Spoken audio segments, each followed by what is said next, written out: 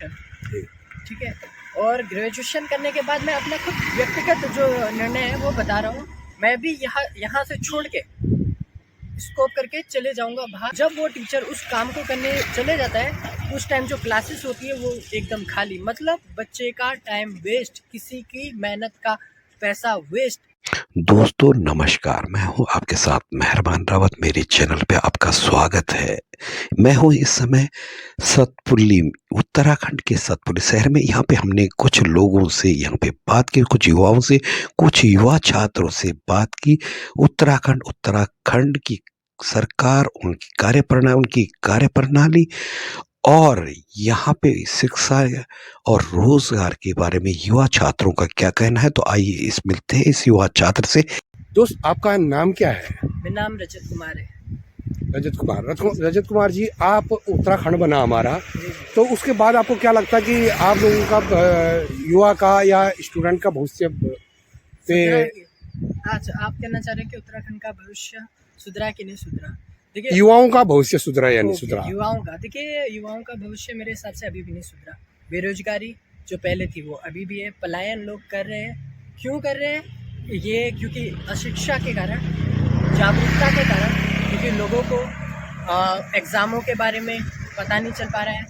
कोई भी एग्ज़ाम आप पैसों से करवा रहे हो, ठीक है। और जो है पर्यटनों के बारे में तो लोग एकदम, आप रेवेन्यू डिपार्टमेंट के बारे में कुछ भी जागरूक लोगों को बता ही नहीं रहे, जिससे युवाएं धीरे धीरे करके पलायन होती जा रही है और रोजगार के लिए उत्तराखंड को छोड़ के कहीं और जा रही है। तो आप क्या कर रहे हैं यहाँ पे अभी?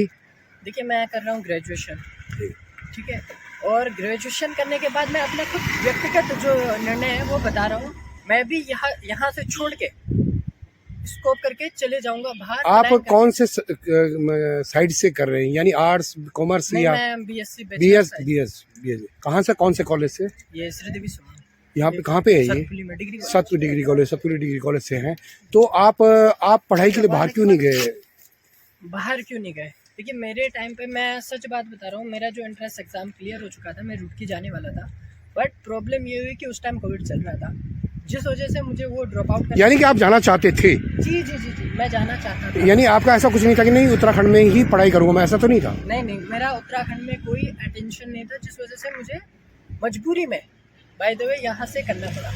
यानी कि आपको यहाँ की पढ़ाई, यहाँ के कॉलेज का एडमिनिस्ट्रेशन वगैरह अच्छा नहीं लगता, एकदम बहुत ही बेकार। क्यों? इसका भी रीज़न मैं बताता हूँ।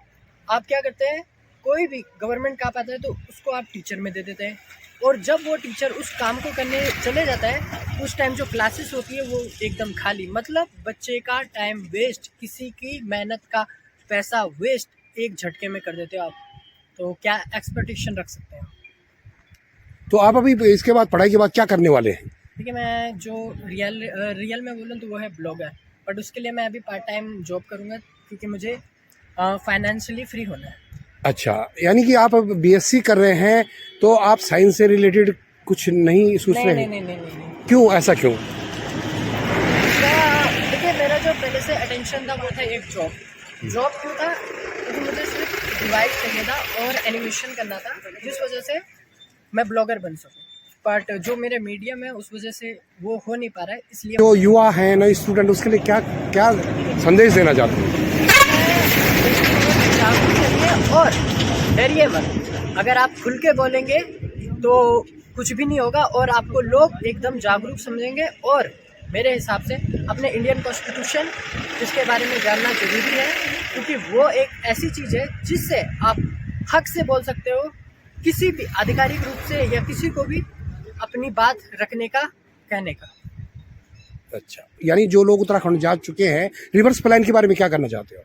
देखिए, रिवर्स प्लान के लिए तो पहले आपको स्वरोजगार लाना पड़ेगा। एक चीज़, स्वरोजगार लाने के साथ साथ आपको एजुकेशन सही करना पड़ेगा, और जो मोस्ट फैसिलिटीज़ होती है, एजुकेशन, हॉस्पिटल, जो नेसेसरी ज़रूरतें हैं वो पूरी करनी पड़ेगी।